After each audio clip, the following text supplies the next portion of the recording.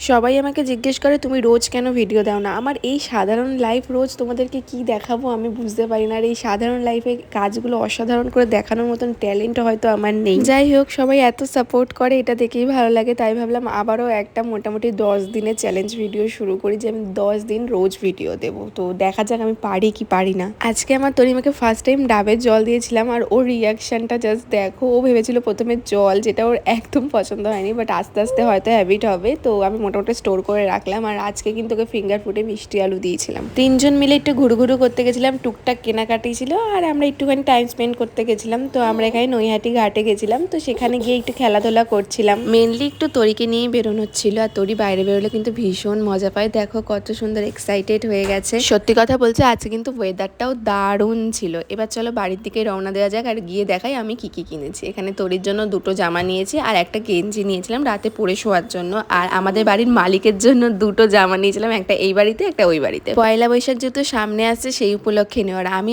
আমার ঘরের জন্য একটা লোকনাথ বাবা নিয়েছিলাম, আর এই যে এখানে নিয়েছিলাম কোল বালিশের কভার, বালিশের কভার, ব্যাস এই টুকটাক কেনাকাটা করছিলাম। বাড়িতে এসে তরিকে খাইয়ে দাইয়ে ফ্রেশ করিয়ে তারপরে ওপরে নিয়ে গিয়ে ওকে জামাগুলো ট্রায়াল দিচ্ছিলাম। বেশ ভালোই লাগছে। তোমরা জানিও কেমন হয়েছে আজকের জন্য। টাটা।